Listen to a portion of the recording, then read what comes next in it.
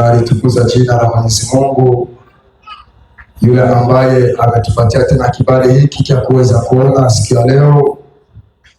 Neema ya Bwana inatosha na tena ni kubwa ndani ya maisha yetu. Asingelikuwa Mungu, ndugu zangu, hatungelionekana hapa, lakini sababu Mungu aliruhusu, ndio maana tena tumeonekana hapa. Ni mengi ambayo tuliyapitia, lakini kwa upendo wa Mungu alitupitisha ndani ya yale mengi, na leo kwa kweli tumepata amani, tumepata nguvu, tumepata furaha.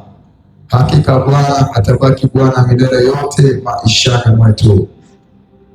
Je, tuna furaha? Je, furaha iko? Daudi alisema, nilifurahia waliponiambia twende nyumbani mwa Bwana. Alielewa ya kwamba ndani ya nyumba ya Bwana mnakuwa furaha. Alielewa ya kwamba ndani ya nyumba ya Bwana mnakuwa amani. Ndio maana bien-aimé, kulingana na upendo wa Bwana ambao unaendelea kunatuonyesha siku zote, muda huu tena tutaenda jifunza neno ambalo liko na kichwa inayosema l'onction est supportable. L'onction est supportable. Bien-aimé dans le Seigneur, wakati nilikuwa naomba Mungu, nilisema nafundisha watoto chakula gani, nawapatia chakula gani, ndio akanileta ndani ya hii onction est supportable. Na kana niambia kwamba ndani ya ulimwengu wa roho mnakuwa upako ambayo mwili inakuwa na vigumu ya kuisipote, na esprit zinakuwa na vigumu ya kuisipote. Na wakati mwili inashindwa kusipote, wakati ile onction imedegage, ndio maana unaona kama mtu ameanguka. Mtu anaanguka kasi parce que alishindwa kusipote ile onction. Wakati onction imedegage, onction est supportable. Wakati mapepo zilikuwa katikati, utajua zinaja lalamika parce que hazikuweza kusipote ile onction, ile puissance. Ndio maana bien-aimé dans le Seigneur, leo tutaangalia ndani ya kitabu ya Actes des Apôtres chapitre 7. Chapitre 7.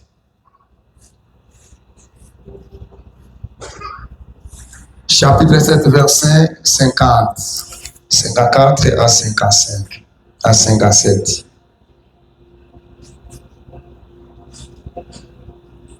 Biblia inasomeka hivi katika jina la Yesu Kristo. Quand les gens du tribunal attendent cela, ils deviennent furieux, ils crissaient dedans parce qu'ils sont en colère contre Étienne. Mais lui, rempli de l'Esprit Saint, regarde vers le ciel. Il voit la gloire de Dieu et Jésus debout à la droite de Dieu. Il dit, je vois le ciel ouvert et le Fils de l'homme debout à la droite de Dieu. Alors ceux qui ont entendu ces paroles poussent des cris et se bouchent des oreilles. Ils se précipitent tout ensemble sur Étienne, parole du Seigneur. Tout à cas. Bien-aimé dans le Seigneur, tunaenda ona hapa mtu mmoja jina lake Etienne. Etienne alikuwa serviteur, alikuwa comme un diacre ndani ya kanisa la Kristo. Alikuwa tuseme alikuwa un simple serviteur, lakini Etienne alikuwa na makapasite zenye ziko incroyable. Alikuwa na expliquer parole de Dieu mpaka pale Mafarisien wakati biko nasikia namna Etienne iko na expliquer. Biblia inasema kwamba wakamsakia meno, wakakwazika, wakakasirika, wakajimetre a colere. Wakati Etienne iko nazungumza neno la Mungu, na wakati maneno akutake biko ndani, ile maneno ambayo imesemewa juu, yale maneno ambayo Etienne ameyasema, wanajikutake biko ndani, baka kasirika. Iko problem ya mwanadamu. Wanadamu wengi, wakati umemwambia ukweli na kuonesha kwamba njia ambayo iko ndani yake haiko vizuri, wengi wanakasirika, wengi wanakwazika, wengi wanapenda hata wakumalize. Wakati Etienne alikomprendre ke hawa watu wamekwazika, wakati alikomprendre ke hasira imepanda, Biblia inasema kwamba Etienne akajazwa Roho Mtakatifu, akajazwa Roho Mtakatifu. Wakati anajazwa Roho Mtakatifu, akaangalia wapi? Akaangalia juu, akafikse macho yake juu. Juu ya nini Etienne alifikse macho yake juu? Ni sababu deja alijikuta kaiko mbele ya nini? Mbele ya problem. Wakati kuna problem, wakati kuna problem, kitu mekula kinakuja, kimekuja juu kudetui kieneme. Ifo kuangalia nani? Kuangalia Yesu. Ifo kuangalia Yesu. Ukaangalia mali zako zitakuokoa mali problem. Ukaangalia nyumba yako itakuokoa mali problem. Ndio maana wanadamu wengi wameshindwa, sababu wakati walishikuta na problem, waliangalia vitu vyenye viko exterior. Biblia inasema kwamba wakati Etienne alishikuta devant un problème, akafixe macho yake juu. Na wakati Etienne anafixe macho yake juu, Biblia inasema kwamba kitu ya kwanza akaona gloire, akaona utukufu wa Bwana. Etienne akaona utukufu wa Bwana.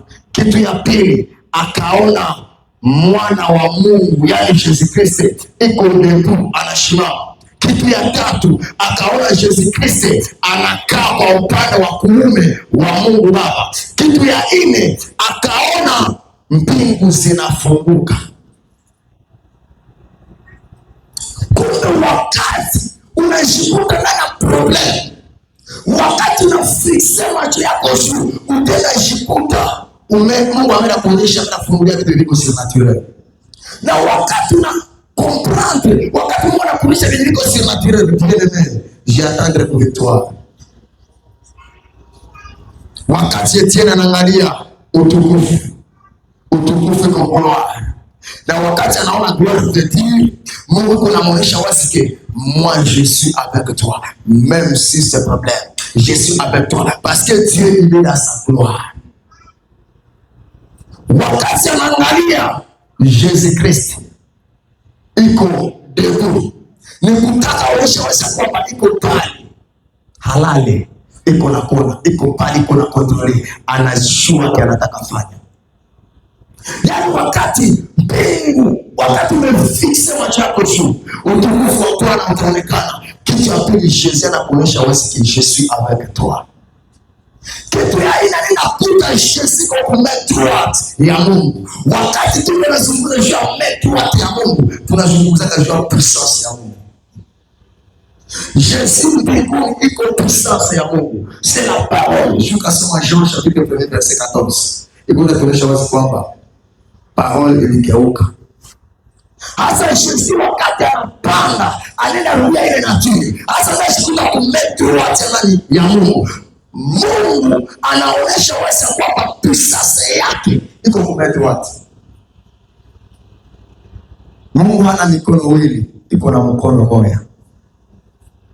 Tumani ukasoma Isaia chapitre 59, iko nasema mkono wa Bwana si mfupi kwa kufanya nini? Kwa kubariki. Mungu hawaka na mikono mbili. Yani Yesu hasi kwa kumetosha, ndio kumetosha kuna kitu. Metosha ndio puissance ya Mungu. Mungu anaonyesha Etienne que la puissance est là. N'ayez pas peur. Je suis là pour te sauver. Bakolonga elokote. Bakolonga bakosala elokote. Wakati anaangalia mbingu inafunguka. Mbingu kufunguka iko mlango wenyewe alifungulia Etienne. Kwa hiyo na kupita.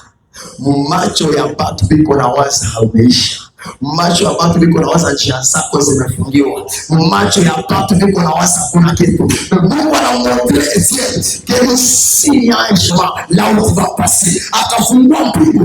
Juu Etienne akuwe na espoir. Mpeleme kwa Seigneur. Wakati tunafixe macho yetu mbele ya Mungu, tunaacha kufixe juu ya matendo, juu ya makazi, juu ya masisi. Mpeleme, mbingu inafunguka. Mbingu inafunguka. Wakati Etienne, mbingu ilifunguka, akaprononse demo. Asi ile maneno yenye nimesema wakati alikuwa na prononce, nimeona mwana wa Mungu kwa mkono wa kuume wa Mungu Baba. Nimeona mbingu zimefunguka.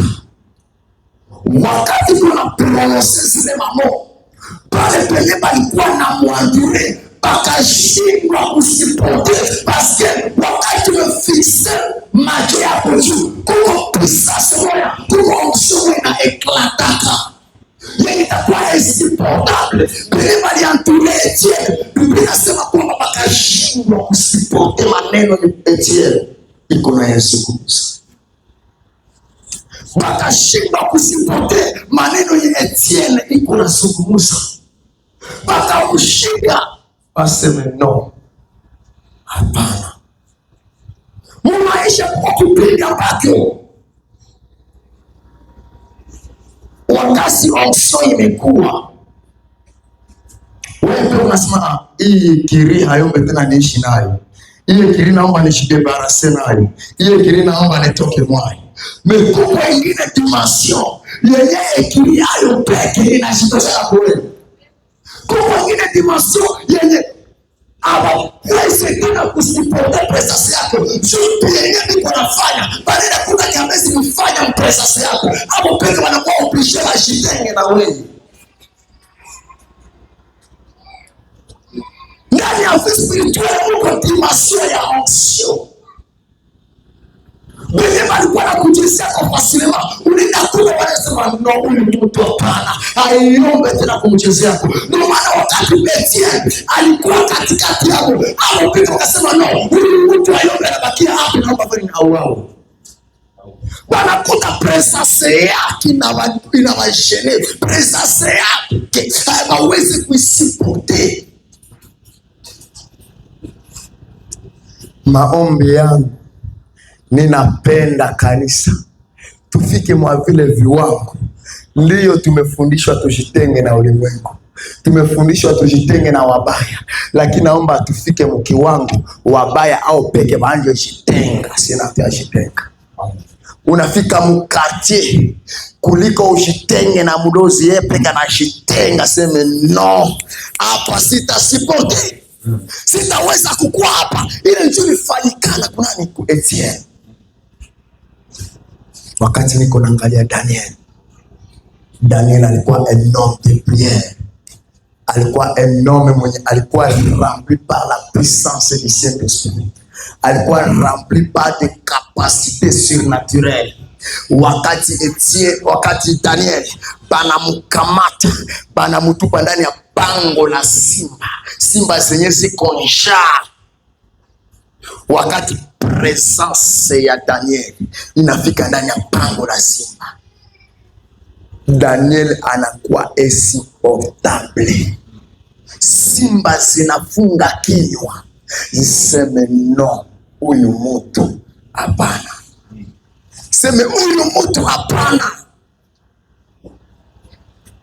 Leo kila mtu iko na kuchezea kwa shiko huko, hauko insupportable.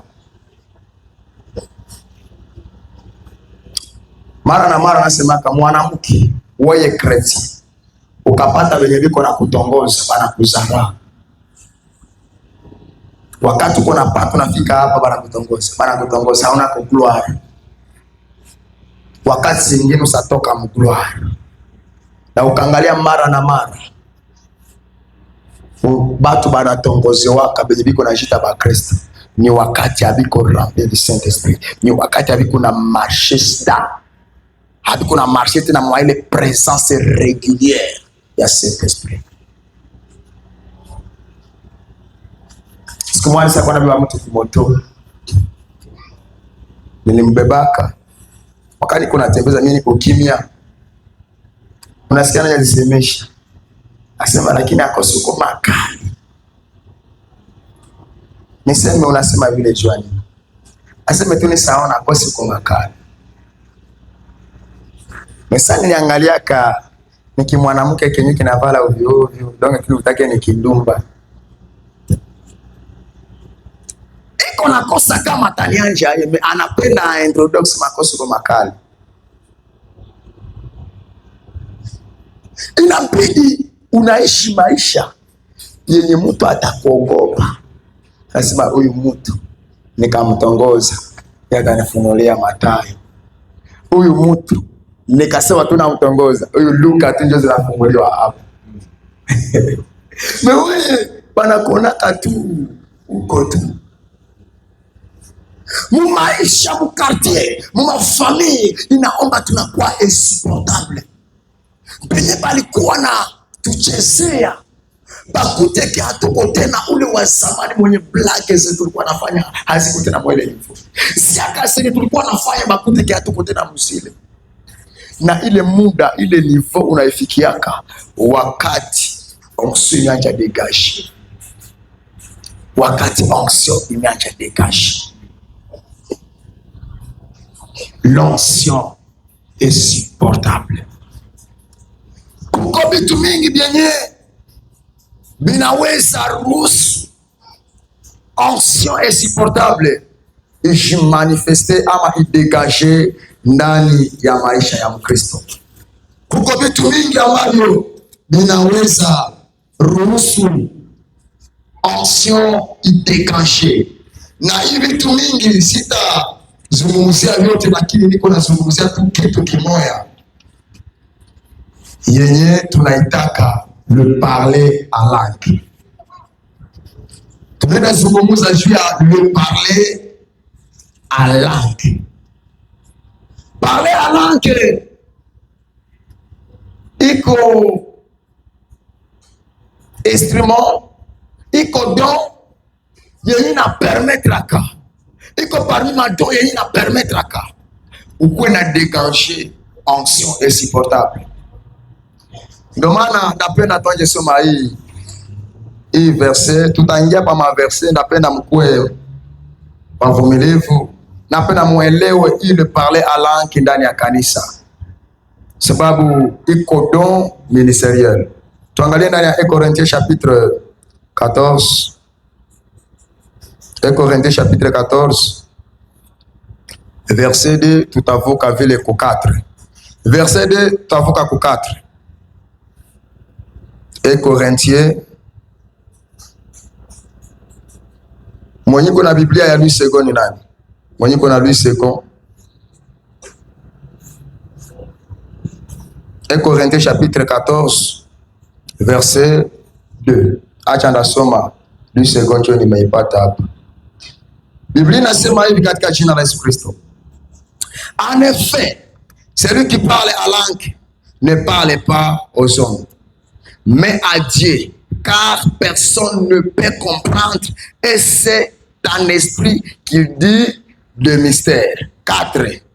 Celui qui parle à langue s'édifie lui-même. Celui qui prophétise s'édifie l'église. Amen. Mais bien aimé dans le Seigneur, ninapenda mwelewe kitu kimoja. Biblia inasema kwamba mwenye anasema kwa lugha anaziadrese kwa Mungu. Tuseme objectif kwanza ya kusema kwa lugha haiko tu mpaka watu basikie. Ce n'est pas l'objectif. Parce que wakati uko na parler à langue, Biblia inasema kwamba uko na jiadrese tout droit ku Mungu, na iko mistere iko kashe, iko mistere, yani ni vitu vya roho. Paske hii lugha wakati kona semeka haitokanake na desire za mtu, haitokanake na mtu. Yani ndani yangu sina maneno ya lugha pana, lakini maneno ambayo tunasema kwa lugha tunaitosha kwa Mungu. Mungu yeye peke ndio anasemaka, anatiaka maneno ndani yetu, sababu lugha langage ya laanche yeye peke ndio anataka maneno yake ndani yetu na tunazidegaje. Wakati nilikuwa si comprendre le parler à langue, nilikuwa na najua kwamba ukasema kwa lugha ifo mtafsiri aonekane. Mais Biblia inatuonyesha wazi kwamba celui qui parle à langue se adresse à Dieu. Il ne parle pas aux hommes. C'est un mystère. Alors, 4e verset nasema, quand il parle à langue, il s'édifie lui-même. Kujiedifie ni kusema kujijenga. Na wakati uko nazijenga wewe peke, uko nazijenga selon la volonté de Dieu, parce que maneno yenye uko nasema haiko yako, lakini ni ya Mungu. Na wakati uko nazijenga ni muda yenye wewe peke uko najingiza mu exercice za kutoka mu dimension inférieure unapanda mu dimension supérieure. Na wakati uko nazijenga vile njo onction iko na panda na utajikuta umefika niveau onction inanja dégager na inakuwa insupportable.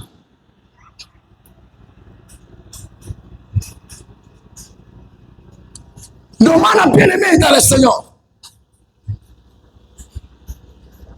wakati hii lugha iko nasemeka na iko nazunguluka ndani ya magrido de parler à langue, wakati kuna zunguluka ndani ya maeglise, batu mingi bamewaza mwenye anasemaka kwa lugha iko speciale kushinda mwenye asemake kwa lugha bana.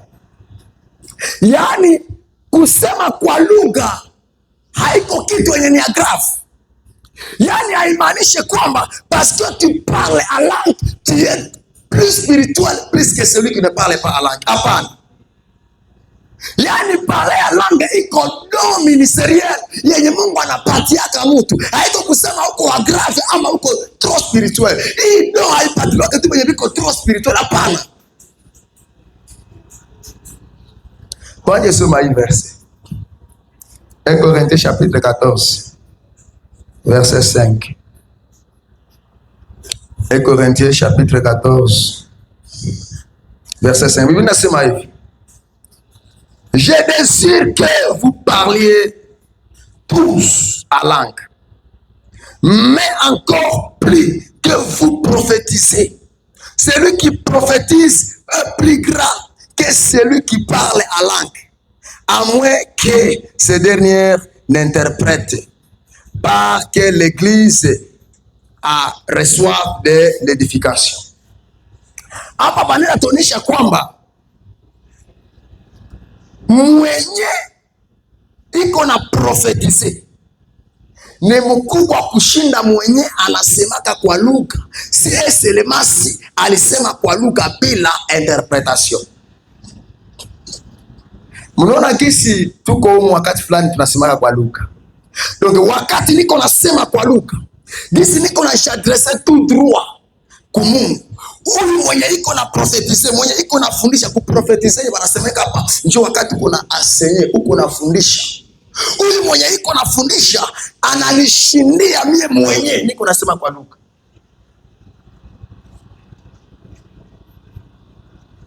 Ndio maana Paul anasema ninapenda ninyi nyote museme kwa lugha, lakini kakababu sana napenda mprofetize. Jo prophecy ama enseignement njo zina edifia kanisa. Me wakati kunasema kwa lugha uko na jiedifie wewe peke, uko na zijenga wewe peke. Amen. Ndio maana na mimi napenda kanisa Kila mtu akuwa nasema kwa lugha.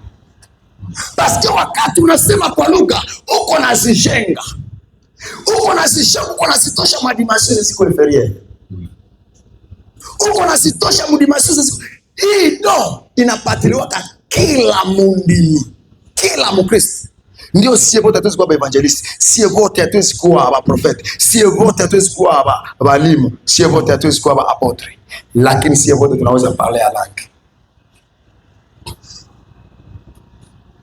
Ndio maana wakati fulani unashikutaka umechoka, unaanza maombi, unafanya 15 minutes, unafanya 20 minutes, uko naomba. Mais quand tu commences à parler à langue, il y a une force qui monte. Kuko force moja inapandaka, parce que maneno yenye uko nasema haitokane na wewe. Wakati unaomba mu français, uko naomba na Kiswahili, wakati mwingine unaenda kachoka, unaanza kosa maneno. Mais quand tu parles à langue, mouvement inaendelea.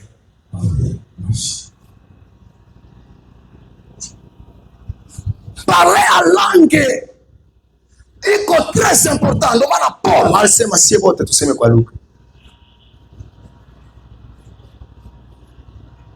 Na uta expérimenter de parler à langue si seulement tu trouves le temps de parler avec Dieu. Tu trouves le temps de parler avec Dieu. Kitu yenye hauyaelewa na kitu yenye haupendi haiwezi kuwa. J'ai prié des années et des années, mais sikuwa nasema kwa lugha parce que ya kwanza nilikuwa najua kipi wanasema kwa lugha ni bashauri. Nilikuwa najua wanasema kwa lugha comme confusion. Mais quand Dieu s'est révélé à moi, il m'a montré que le don de parler à langue, c'est mon don. Et un certain jour, j'étais dans ma chambre et je dis donne-moi ces dons. Je commence à parler à langue. Na ilikuya na niko mshamba. Nipeke nikajikuta naomba parler à langue muda mrefu. Nikafanyaka 1 heure tena sifanyaka 1 heure tena. Nazo akafanya ma 30 minutes en français, ma 30 minutes en swahili, mais quand j'ai commencé à parler à langue, nikanja vuka na 1 heure kupanda. Parler à langue ina edifiaka. Parler à langue inakomalishaka. Lakini kuko kitu kingine napenda mkombrandre. Kuko wakati Mungu anajifunua kwako, analeta message mpale à langue. Ile message inaombi kuinterprete. Hapa sisi bafundisha mpale à langue. Lakini kwa message inaomba ikuye na inapata interpretation. Na Mungu kesi anatumikaka, hesi leta message inakosa interpretation. Jutabakia ndani ya giza. Na Mungu akajua ke huyu mwenyewe nimetumia message iko capable kuinterpreter, ama kama haiko capable kuinterpreter, mais kuko ingine mwenye iko na don d'interpretation. Wakati utaleta message na connection inakuwa, interprete nafanya na interprete. Alléluia. Amen. Tuangalie mwi verset. 1 Corinthiens chapitre 14 verset 22. Verset 22. Par conséquent, les langues sont des signes, non pour les croyants, mais pour les non-croyants. Yes. La prophétie, au contraire, est des signes, non pour les non-croyants, mais pour les croyants. Amen. Amen. Banakia tuambia hivi. Aseme le parler à langue, c'est un signe pour les non-croyants. Wakati nikoka nasoma hii verset, mkomprehension yangu basi kwanza nasipendi le parler à langue. Wakati nina interprete ile verset, nasema si Biblia kunasema ke parler à langue iko un signe kwa paye. C'est que wa paye ndio wanasema kanini, ndio wanasema kwa lugha. Mais Création spirituelle enjoy hii. Wakati mimi nasema le parler en langue c'est un signe pour les croyants. Ni wakati païen. C'est un signe pour les non-croyants. Ni wakati païen anasikia croyant iko nasema ile parler en langue. Kwa kile nasema huyu mtu iko roho. Huyu mtu kuna esprit. Yani sisi tunasema kale parler en langue juu ioneshe bayaishe banokuwa que il y a un esprit de Dieu dans cette église. Mais banasema pour le croyant, yani haina kuwa croyant haiko esi. Mbasema nini? Pour le croyant c'est quoi? Pour les croyants, les non pour les croyants, mais pour les non-croyants. La prophétie est au contraire, est ici, non pour les non-croyants, mais pour les croyants. Tu vois, banasema sasa message. Wakati unaleta message, unaleta prophétie, ayo iko na maana kuwa croyants abo deja bamekokoka, bamejua Mungu, abo biko intéressé na message, mais pour les non-croyants abo batakwazika, abo abana maana. Donc si abana faida juu ya message ya bakretien, juu abo abaingia mu Kristo. Donc non-croyant mwenye haya ingia mu Kristo, hii message kwake ni kitu bure, kwake hajali. Ndio maana wakati Etienne alizungumuza maneno ya Mungu, anazungumuza maneno yiko surnaturel, temake hapo hawajui maneno yiko surnaturel, bakakwasika bakamsakia mbele na kupenda baende Mungu. Jua haliko mwamini. Mimi mwenye deja iko connected, mwenye ameokoka, mwenye anajua ke il y a des choses de Dieu surnaturelles. Wakati Etienne anasema au wabata kwa sika wakisema gloire à Dieu. Bravo Seigneur. Yes. Alléluia. Amen. Ndio maana il faut chercher à parler en langue. Parler en langue iko ici. Iko ici inatuonesha kawazi ke tuko na intimité. Mais attention. Na bano kwaya benye bana roho wa Mungu wanasema kalaki. Mais utajua ke maneno yenye uko nasema ili le parler à langue inatoka kwa Mungu. Si seulement si wewe peke unajua ndani yako ke uko unatembea mzuri na Mungu. Mais ukakuta ndani yako uko avanzirie, hauna relation na Mungu, wewe unaomba kama uko unafanya mambo ya ovyo, elewa ya kwamba maneno yenye uko nasema haitoke kwa Mungu, inatoka mulimwengu wa shetani. Na ndio maana utenda kuta muda mwingine utenda prononcer maneno zenye bapaye wanasemaka pour glorifier le diable. Diable iko na utiliser sana parler à langue parce que hayaelewekake na batu, iko na utiliser mu glorifier shetani.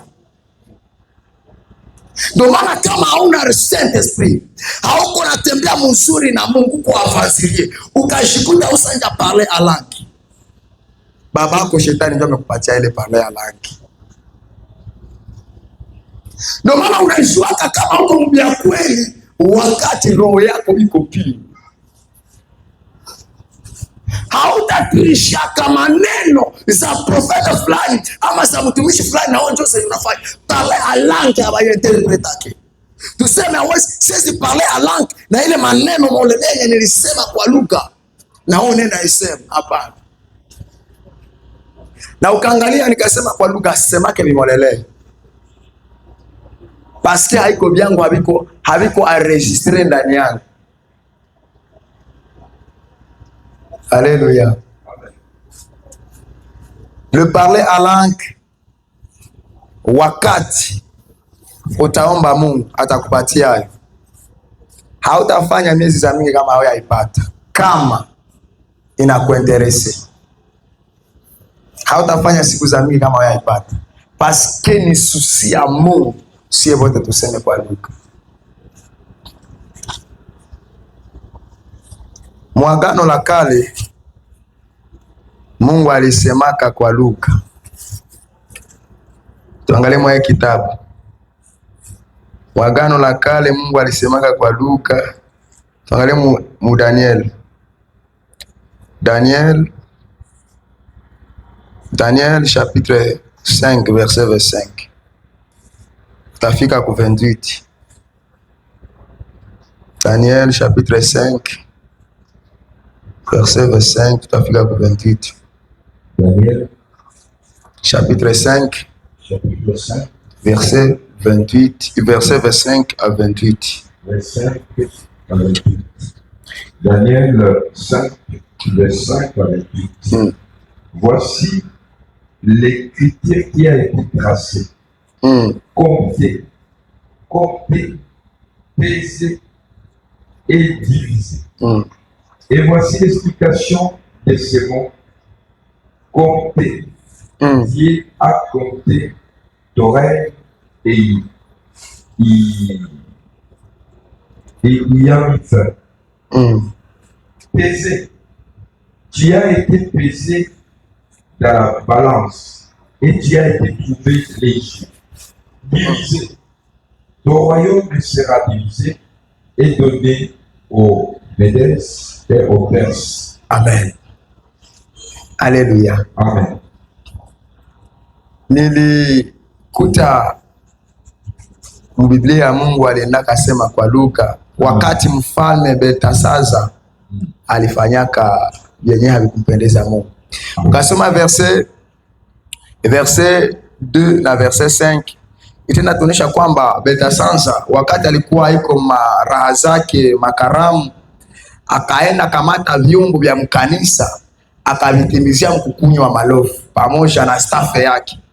Biblia inasema kwamba wakati alivitimizia akaona mkono kuukuta iko na andika mene tekeli. Ile njo ukasoma kule verset verset yake ya verset inasema voici mene tekeli et passe. Ni maekri zenye ziliandikwa juu ya nini? Juu ya ukuta. Biblia inasema kwamba wakati zile maekri zimeandikwa pale, mfalme akapata huzuni, hakuweza kuinterprete, sura yake ikakunjama. Yani ilikuwa lugha yenye mwanadamu hawezi tafsiri. Jo wakati maliangaika mfalme asangaika, sikia boga magoti salegea, kukakuwa reni mwenye akambia mfalme aseme kuko mtu mwenye iko ndani ya nchi. Wakati fulani mfalme babako Nebukadneza alilotaka ndoto akasahau, ule mtu akakuyaka revele ile ndoto na kuleta tafsiri yake. Ule mtu anaongeaka na mizimu, pengine ukamuleta ataleta tafsiri ya ile maneno. Bakaita Daniel wakati alipoangalia maekri tellement que deja alikuwa ni mtu mwenye spirituel na alipata ndo ya kutafsiri le parler à langue, akaleta tafsiri yake. Yani le parler à langue hayanje leo, ni vitu vya vilianzaka il y a longtemps, vilianzaka zamani. Ndio maana ukasoma na Marko 16:16 wakasema alama hizi zitafuata wote ambao wanaamini, watawekea wagonjwa mikono, watafanya nini? Wataponyeshwa, na watasema kwa lugha mpya. Lugha mpya iko Lingala, lugha mpya iko Kibira, lugha mpya iko Kindande, lugha mpya iko Francais, lugha mpya iko lugha ya maonje yenye haiko ya binadamu. Kama umeamini, yani weye uko parmi benye ifo baseme kwa lugha. Kama umeamini, lakini kama uamini usiseme kwa lugha juu utenda abudu diable pasipo kujua.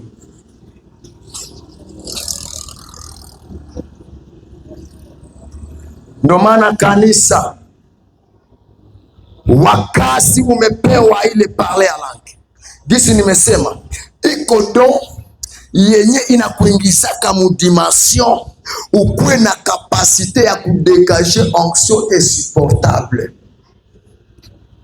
Inakupatiaka ile dimension, inakupatiaka ile kapasite, sababu kazi yake iko pale kujijenga. Tena kujijenga yake ni kujijenga selon la volonté de Dieu, parce que Mungu anatujua, na wakati kunasema kwa lugha vediri uko nazijenga selon la volonté de Dieu. Donc wewe uko comme maçon na Jésus iko comme un ingénieur.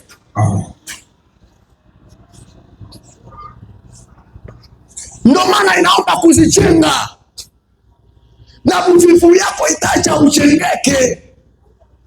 Uvivu yako itaacha uchengeke. Jipe muda, jipe temps ya kuzungumza na papa, jipe temps ya kuzungumza na Mungu, jipe temps, jipe moment, jiprive vitu vingine kutafuta uso wa Bwana, jiprive. Biblia inasema kwamba Etienne alikuwa rempli du Saint-Esprit, na wakati alikuwa rempli du Saint-Esprit akafixe macho yake juu, na wingu ikafunguka, akaanja ona vitu viko surnaturel. Wakati uko rempli du Saint-Esprit, wakati uko na probleme, hii probleme haikuchokeshake, hii probleme haikusumbake kwa kichwa juu nini, juu haufikisake tena macho yako ku probleme, mais ile plenitude ya Saint-Esprit inacha kuna fixe macho yako ku Jésus mwenye ko capable ku résoudre hii probleme.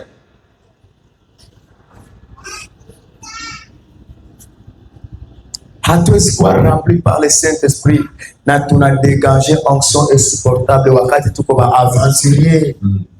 Hatutaweza wakati tuko ba désobéissant.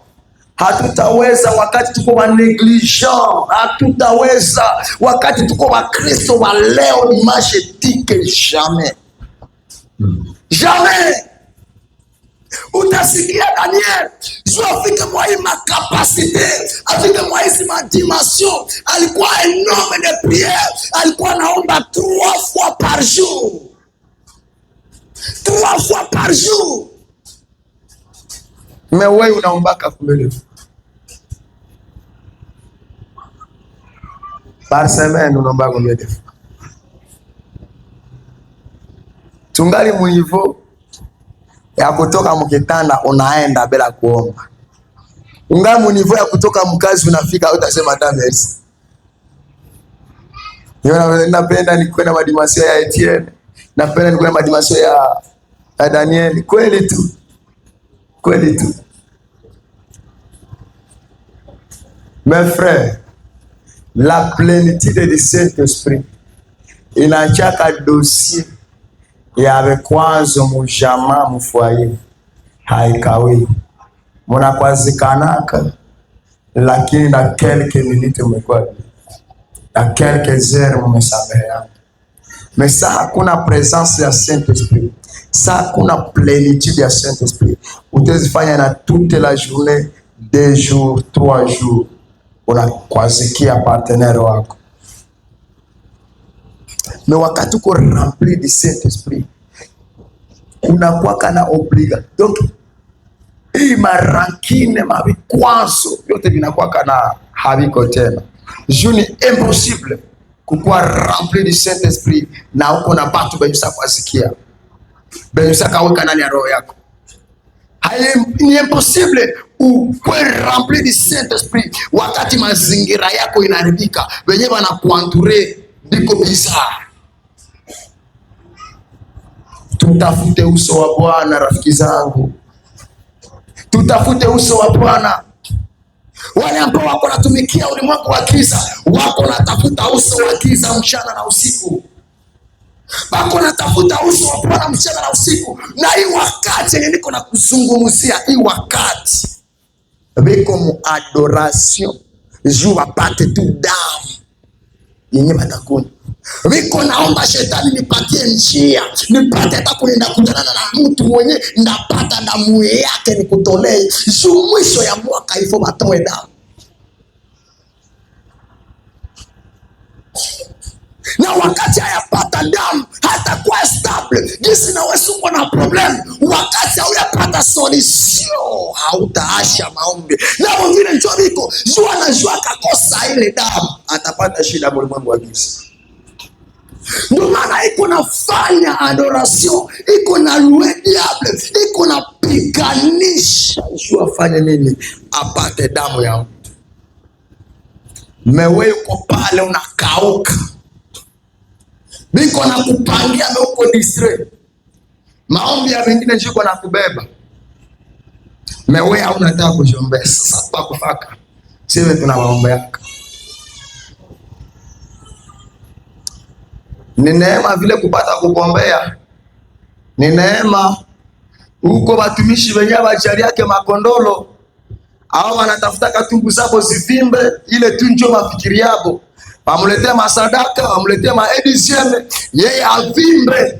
Me kusema seme na jinyima keto fulani, juu niombe kanisa, juu niombe mafidele, kwenye viko pakwe protege. Bien aimé, iko rare des fois.